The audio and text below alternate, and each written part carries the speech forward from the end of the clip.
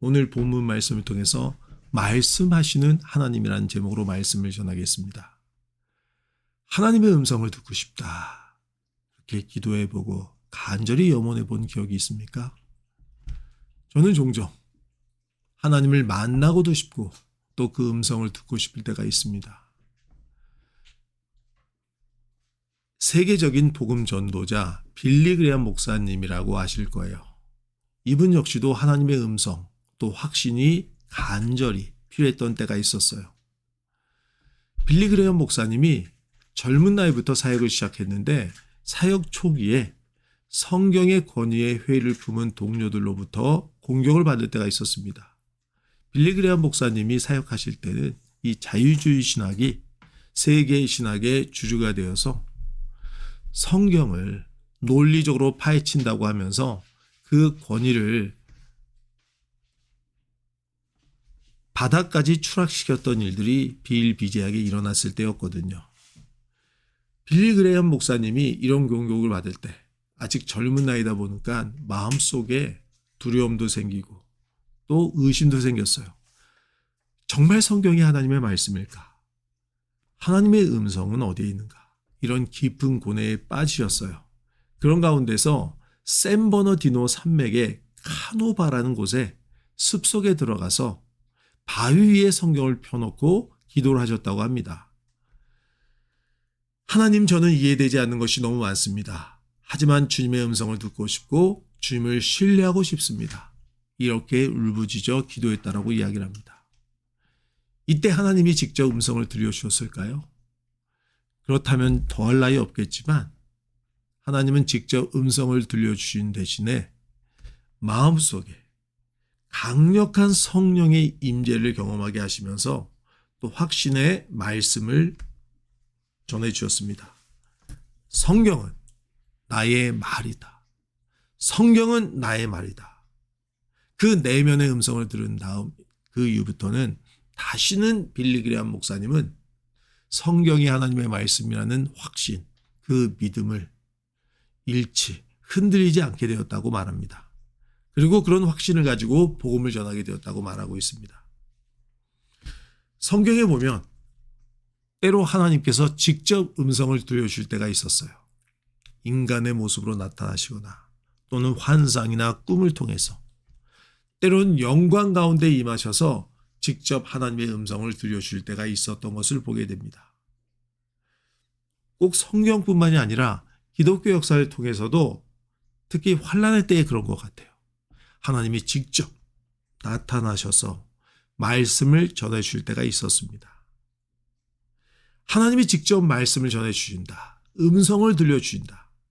이에 대한 끝판왕격인 그런 내용, 그 이야기가 오늘 본문 말씀에 담겨져 있습니다. 즉 하나님이 시내산에 직접 강림하셔서 한 명, 두 명이 아닙니다. 환상이나 꿈이 아니에요. 인간의 모습으로 나타난 것이 아니라 영광스러운 이 영광 가운데 임하시는 하나님께서 직접 음성을 들려주시는데 한두 명이 아니라 200만이 넘는 이스라엘 백성들에게 직접 하나님의 음성을 들려주셨습니다. 이런 일은 역사상 전무후무한 일입니다. 지난주에도 말씀드렸던 것처럼 우리 주님이 다시 오시게 될 때 우리는 눈에서 얼굴을 대면하여 보는 것처럼 하나님을 볼 것이고 그 음성을 들을 것이겠지만 그 전에는 결코 일어날 수 없는 전무후무한 사건이 바로 오늘 본문 말씀에 수록되어 있습니다. 출애굽기부터 시작해서 즉 모세오경이라고 불리는 창세기, 출애굽기, 레위기, 신명기 이 5권의 성경에 특히 출애굽기부터 율법으로 불리는 하나님의 말씀이 담겨져 있는데 그 하나님의 말씀 가운데서 10계명, 오늘 본문 말씀 바로 아래부터 시작하고 있죠. 이 10계명만큼은 하나님이 직접 음성을 들려줬어요. 그것도 영광 가운데 나타나셔서 한두 명이 아닙니다. 200만이 넘는 이스라엘 백성들, 자 그들 모두가 증인이 된 것입니다. 이런 일은 정말 역사상 전무후무한 일입니다. 원래 하나님은 이스라엘 백성들이 원하면 모든 말씀을 다 음성으로 들려줄 수 있었겠지만 이 십계명 말씀, 이 십계명을 하나님의 음성으로 직접 들은 이스라엘 백성들이 두려움에 떨게 되었어요. 그렇지 않아도 지난주에 말씀드렸던 것처럼 영광 가운데 임한 하나님의 말씀을, 하나님의 모습을 보고 이스라엘 백성들이 두려워 떨었는데 그 음성까지 직접 들리니 혼비백산한 거예요. 그래서 백성들이 이제 하나님이 직접 말씀하시지 마시고 모세, 당신이 중재자가 되어서 하나님의 말씀을 전해 주시옵소서. 자, 그래서 십계명 외에 다른 율법은 모세를 통해서 하나님이 전해 주시고 기록되게 하셨지만, 그런데 금방 말씀드렸던 것처럼 십계명만큼은 하나님이 직접 음성을 들려주었다는 것입니다. 자, 신명기 5장 4절에 보면 여호와께서 산이 불 가운데서 너희와 대면하여 말씀하시되. 자, 대면했다. 이 신명기 말씀은 광야 40년을 지나가서, 원래는 40년보다 2년 정도가 모자랍니다. 광야 40년이 지나서 출애굽 2세대에게 다시 한번 하나님의 말씀을 반복해서 설교한 내용입니다. 자, 그래서 가나안 땅 입성을 앞두고 출애굽 2세대에게 40년 전에 일어났던 이런 놀라운 역사, 200만이 넘는 이스라엘 백성들에게 직접 하나님의 음성을 들려주신 일, 그 일을 추억하면서 뭐라고 기록하고 있습니까? 너희와 대면하여 말씀하시매. 즉 하나님이 이스라엘 백성들과 대면하여 적어도 십계명 말씀은 직접 그 음성을 들려주신 것입니다. 자, 왜 하나님이 영광 가운데 이스라엘 백성과 만나셨습니까? 왜 대면하셨습니까? 그 목적 이유에 대해서는 지난주에 제가 말씀드렸습니다. 19장 9절에 나오죠. 여호와께서 모세에게 이르시되 내가 빽빽한 구름 가운데서 내게 임함은 내가 너와 말하는 것을 백성들이 듣게 하며 또한 너를 영영이 믿게 하려 함이라. 영영이 믿게 한다. 영원토록 믿게 한다. 자, 사람이 영원토록 살 수 있습니까? 살 수 없어요. 인생은 70이요 강건하면 80이라고 했습니다. 지금 수명이 는다고 하지만 100세 이상 넘어서 살기가 쉽지가 않습니다. 영영이 믿게 한다. 즉 하나님이 이렇게 지금으로부터 3500년 전이에요. 그때 시내산에 강림하셔서 대면하여 말씀하신 것은 출애굽 1세대에게만 해당되는 사건, 그런 말씀이 아니라 영원토록 그 영적인 후손들, 자, 신학시대에 이르러서는 예수님을 나의 구주, 나의 하나님을 영접한 우리 이방인들도 바로 그 영적인 후손들입니다. 하나님을 믿고 섬길 하나님의 백성들에게 영원토록 증거하기 위해서 3500년 전에 시내산에서 출애굽 1세대에게 하나님이 강림하셔서 직접 하나님의 음성을 들려주신 일입니다. 왜 그렇다고요? 영원토록 믿게 하기 위해서, 우리에게 믿음을 주시기 위해서. 자, 하나님이 영광 가운데 이렇게 대면하여 주신 이유가 믿음을 주시기 위해서라고 이야기했는데, 그리고 또 하나님은 대면하신 것뿐만이 아니라 아까 읽어드렸던 신명기 5장 4절을 보면 뭐라고 이야기합니까? 대면해서 말씀하셨다라고 말합니다. 말씀하셨다. 자, 오늘 20장 1절 말씀에 보면 하나님이 이 모든 말씀으로 말씀하여 이르시되. 자, 오늘 우리가 보고 있는 1절 2절 말씀은 십계명의 서론격이 되는 말씀이에요. 작년에 우리가 산상순의 말씀을 통해서 하나님의 귀한 또 은혜를 같이 누렸는데, 자, 산상순에 보게 되면 예수님이 산에 올라가자 제자들이 다가오고 그 가운데 예수님이 어떻게 하셨어요? 가르치셨어요. 말씀을 전해주셨어요. 자, 이것과 굉장히 오버랩되는 부분이 있죠. 그렇죠? 산에 강림하신 하나님이 이스라엘 백성들에게 말씀하신다. 자, 하나님은 말씀하시는 분이에요. 하나님은 말씀하시는 분. 하나님이 왜 말씀하셨을까? 왜 모든 말씀으로 말씀하셨을까? 왜 십계명을 굳이 하나님의 음성을 들려주시면서 이스라엘 백성들에게 듣게 하셨을까? 자, 십계명은 이후에 나오는 모든 율법을 대표하고 있어요. 나머지 세부적인 율법들도 결국 모세를 통해서 이스라엘 백성들에게 기록해서 또는 모세의 입을 통해서 다 말씀해 주셨습니다. 하나님이 이렇게 말씀하시는 이유는 첫 번째로 인격적인 관계를 맺기 원하시기 때문에 그래요. 말한다. 즉 하나님이 말씀한다고 한다. 하나님 말한다. 이 말 자체는요. 그 말을 듣는 사람이 있다는 것을 전제로 하는 거예요.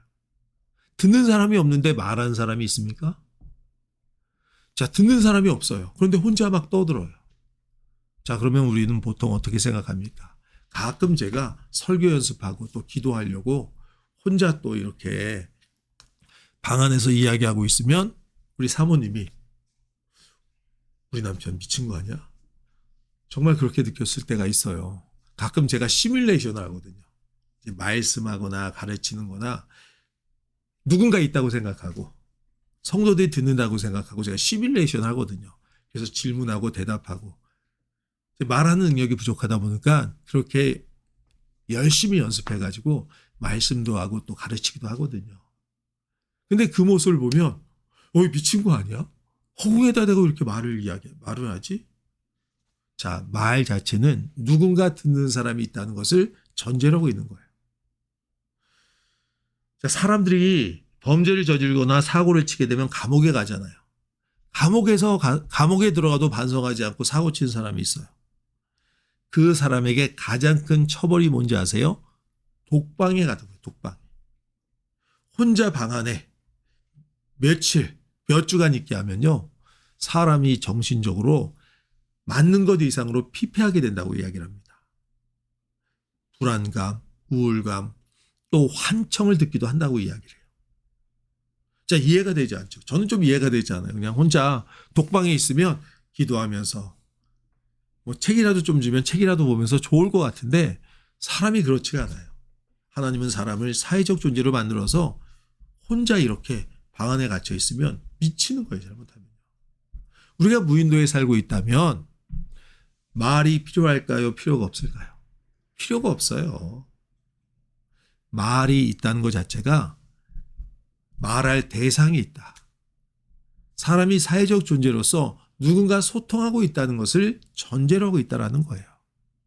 자, 하나님이 말씀하신다. 그 말씀을 누가 듣죠? 이스라엘 백성들이 듣고 있죠.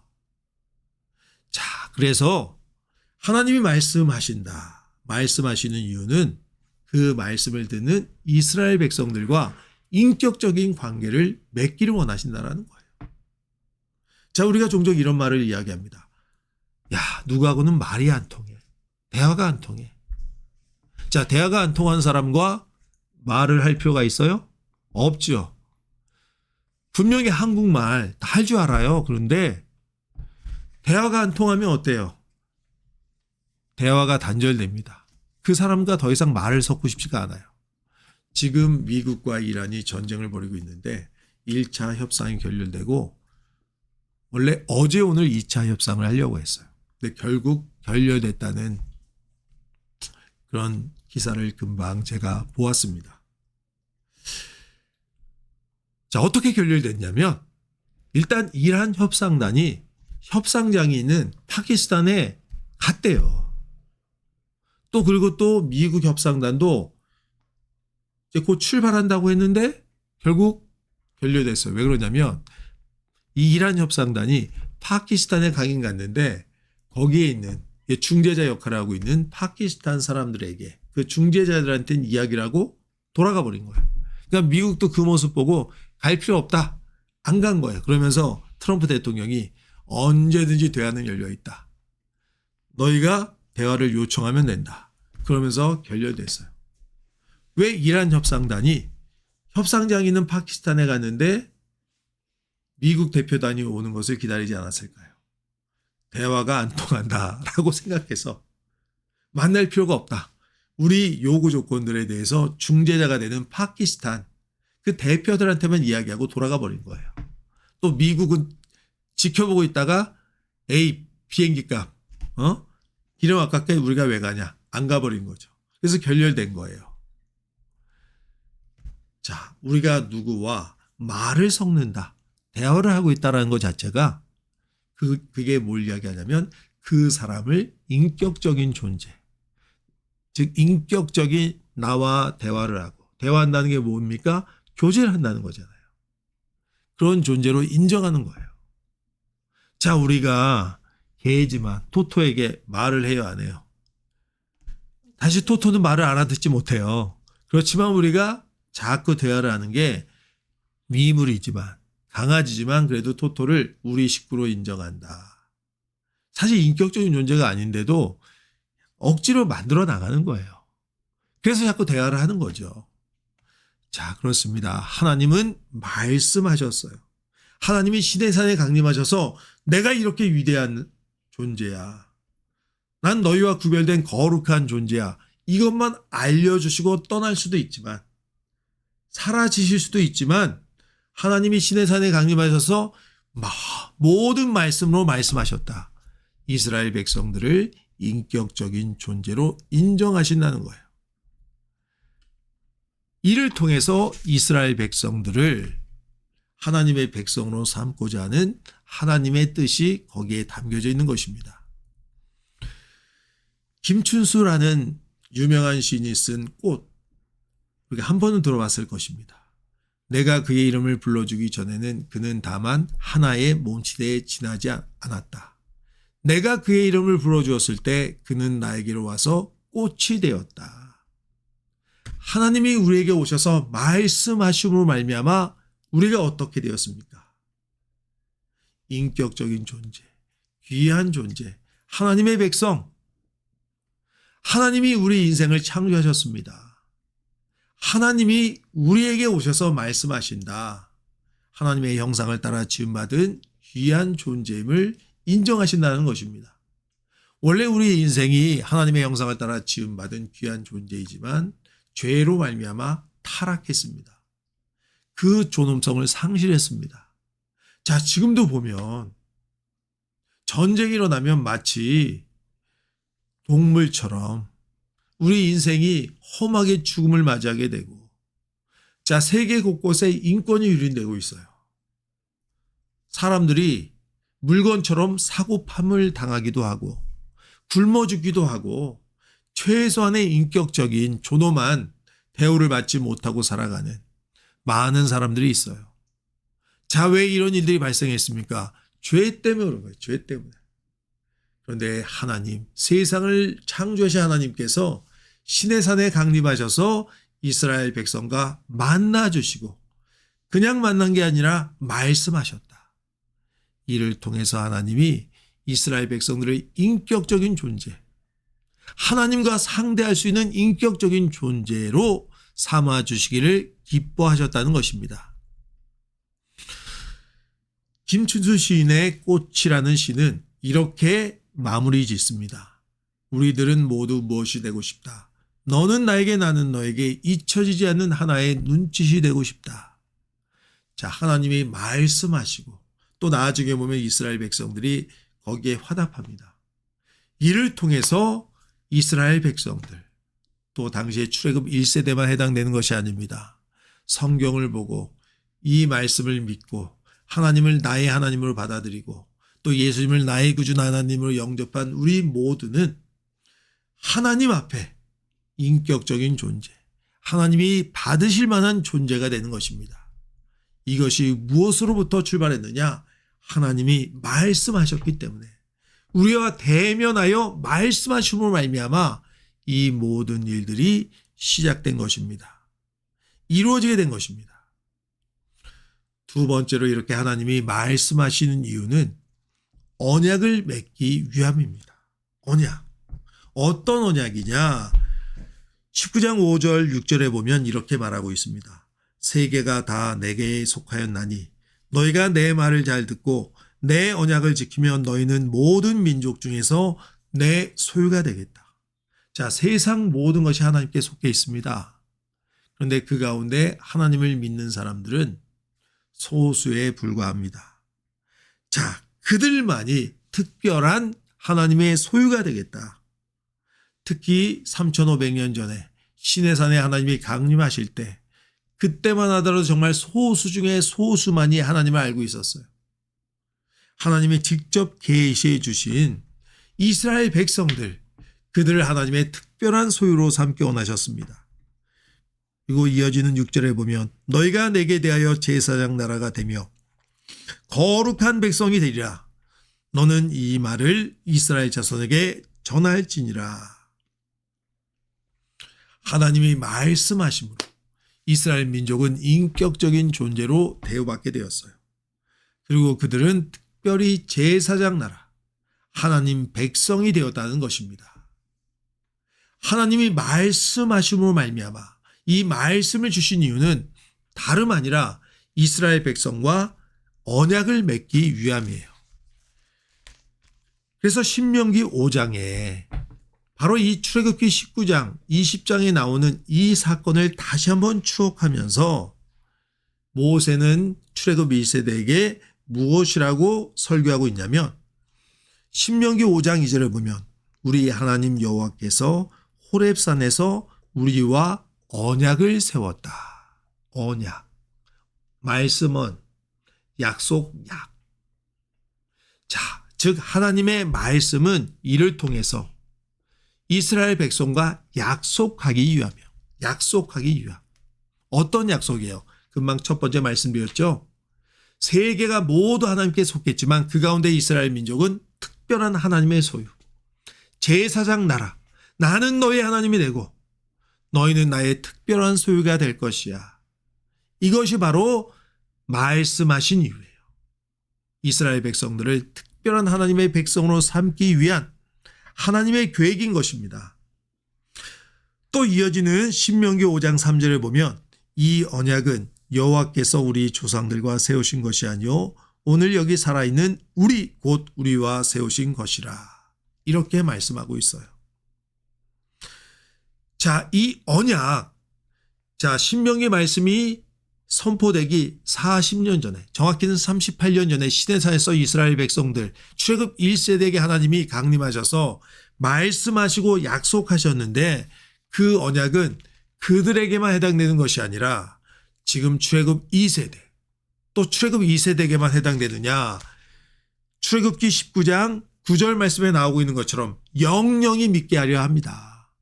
자, 이후에 하나님의 자녀들, 모든 세대 가운데 하나님 앞에 나와서 예수님을 나의 구주 나의 하나님으로 영접하는, 구원자로 영접하는 우리 모두가 바로 이 약속의 대상자가 되는 것입니다. 할렐루야. 자, 그래요. 하나님은 말씀하심으로 이스라엘 백성과 언약을 맺으십니다. 그 첫 번째 이유는 바로 그들을 특별한 하나님의 소유, 하나님의 백성으로 삼기 위함인 것입니다. 자, 그리고 두 번째 이유가 무엇이냐? 이것이 정말 중요합니다. 2절 말씀, 20장 2절 말씀에 보면 나는 너를 애굽 땅 종되었던 집에서 인도하여 낸 내 하나님 여호와니라. 이렇게 말씀하고 있어요.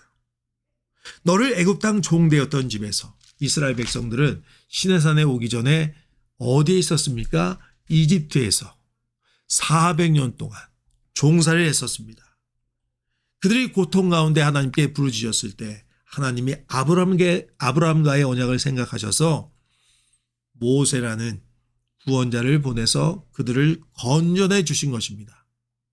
자, 출애굽, 애굽에서 나온 일은 영적으로 무엇으로 우린 적용할 수 있느냐? 죄에서, 사탄의 권세에서, 이 세상의 권세에 억류했던 우리가 예수를 믿고 구원받은 일을 이야기하는 것입니다. 너를 애굽 땅 종되었던 집에서 인도하여 낸, 예수님은 유대인들에게 말씀하실 때 너희가 죄의 종이다라고 말씀했습니다. 자, 진리를 알지니 진리가 너희를 자유케 한다라고 말씀하셨습니다. 우리가 죄 가운데, 죄의 권세, 또 죄의 권세 가운데 있으면 또 누구의 종이 되느냐? 마귀의 종이 됩니다. 세상의 종이 됩니다. 자, 종이 무엇입니까? 노예. 이 노예 같은 경우에는 조선시대만 하더라도 그래도 이 노예 종의 인권이 어느 정도 보장됐던 것 같아요.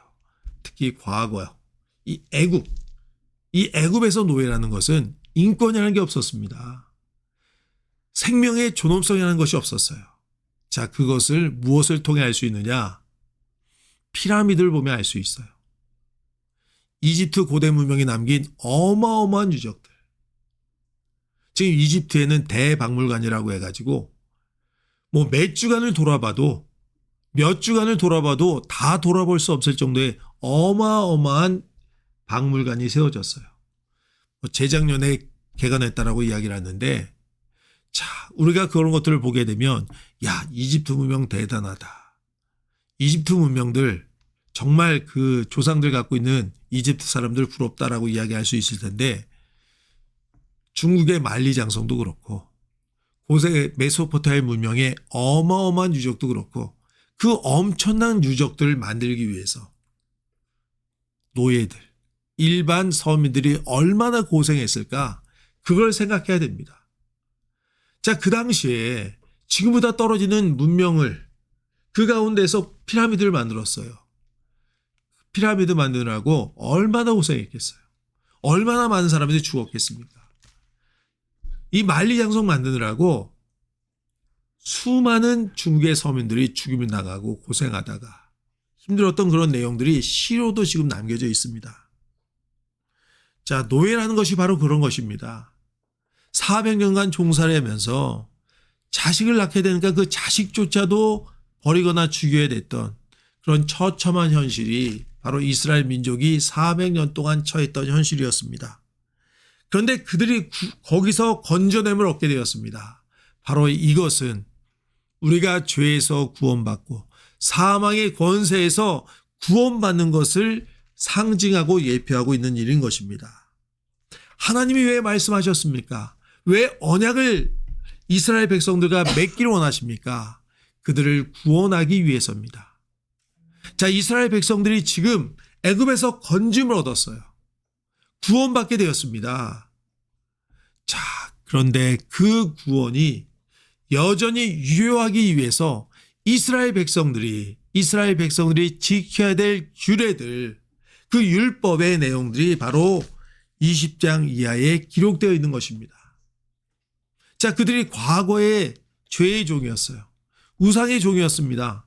건짐을 받았는데, 자, 이후에 출애굽기, 민수기, 신명기를 보면 끊임없이 이스라엘 백성들이 건전해 주신 하나님을 믿지 않고 또 우상을 섬기다가 하나님의 징계와 심판을 겪게 되는 일이 기록되어 있습니다. 자, 우리가 죄에서 건짐을 받았습니다. 하나님의 백성이 되었습니다.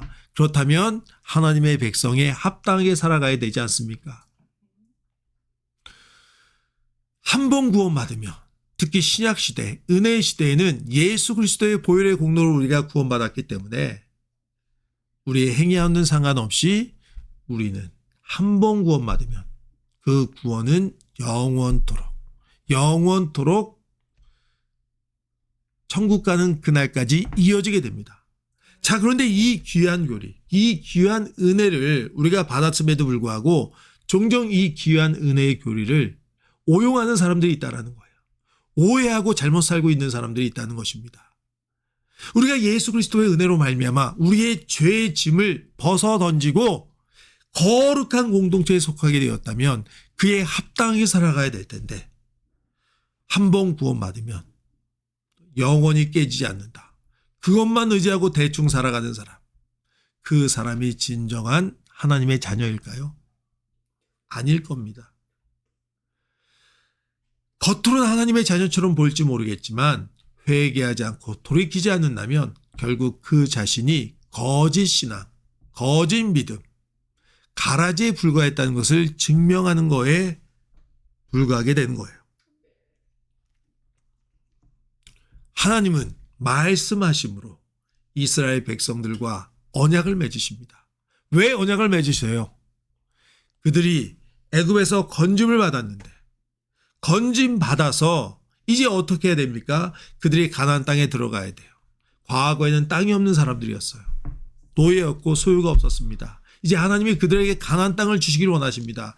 그곳에서 하나님이 내려주신 축복 가운데서 영생 복락을 누리시기를 원하시는데 이것을 얻기 위해서 최소한의 규례 이 십계명과 율법을 주시면서 이 언약을 통해서 구원받고 구원의 축복을 누리라고 바로 말씀하신 것입니다. 언약을 맺으신 것입니다. 그들을 인격적인 존재로 대우하시고 대면하여서 말씀을 통해서 이미 받은 구원, 그들이 지금 애굽에서 건짐 받았잖아요. 그런데 그 구원받은 복을 가나안 땅에 들어가서 마음껏 누리며 살아야 되잖아요. 바로 그런 축복받은 백성을 만들어 주시기 위해서 말씀하시고 언약을 맺어 주신 것입니다. 나는 너희 하나님이 되고 너희는 나의 백성이 될 것이다. 말씀을 마치겠습니다. 3500년 전에 하나님이 시내산에 강림하셔서 우리 한번 상상해 보십시오. 불 가운데 빽빽한 구름 가운데 천사장들의 호령소리 나팔소리가 울려 퍼지는 가운데서 하나님이 강림하시고 십계명을 직접 하나님의 음성으로 들려주었습니다. 얼마나 영광스러운 일입니까? 놀라운 일입니까? 그런데 사실 시내산 강림 사건보다 더 놀라운 일이 2000년 전에 일어났어요. 그 일이 무엇입니까? 우리 주 예수님이 이 땅에 오셔서 하나님의 2026년 전이죠.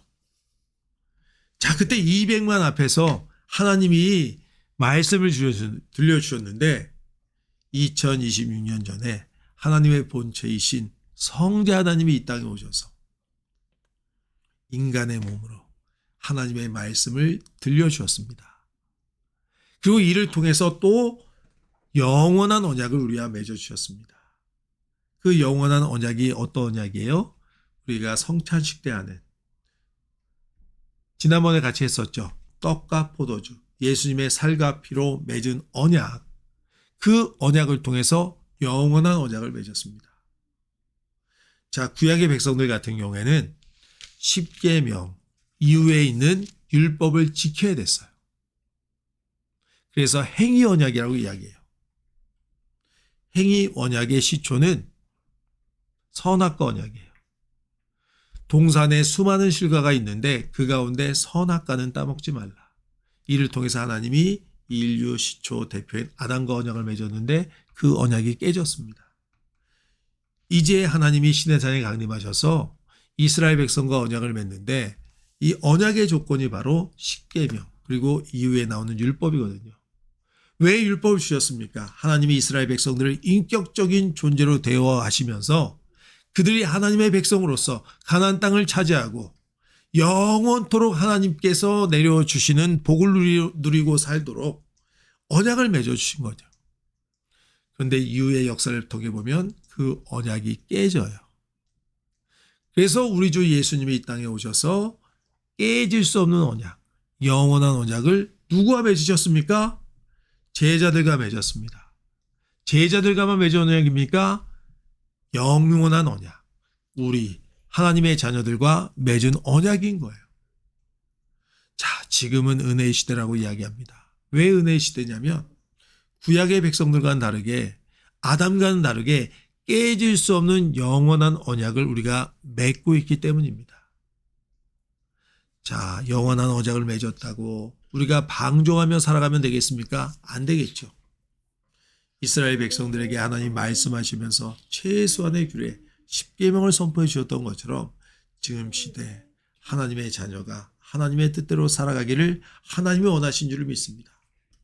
무엇보다 우리가 이 영광스러운 언약을 하나님과 예수 그리스도의 피로 말미암아 맺었다는 그 자부심과 은혜, 감사 가운데 살아가는 하나님의 백성이 되기를 원합니다. 소중히 여기는 자, 그 소중히 여기는 자만이 그 귀한 축복을 누릴 수 있게 되었습니다.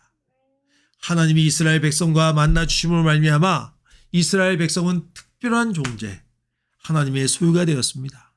예수 그리스도로 말미암아 우리가 영원한 언약을 맺음으로 말미암아 하나님의 소유, 세계가 다 하나님 것이지만 그 가운데 특별한 하나님의 소유, 하나님의 백성, 특별한 존재가 되었습니다. 우리들은 모두 무엇이 되고 싶다. 너는 나에게 나는 너에게 잊혀지지 않는 하나의 눈짓이 되고 싶다. 자, 주님이 우리에게 말씀하시므로 우리는 특별한 존재가 되었습니다. 잊혀지지 않는 존재가 되었습니다. 항상 감사하고 감격하며 믿음의 정도를 걸어가는 하나님의 백성 되기를 주의 이름으로 축복합니다.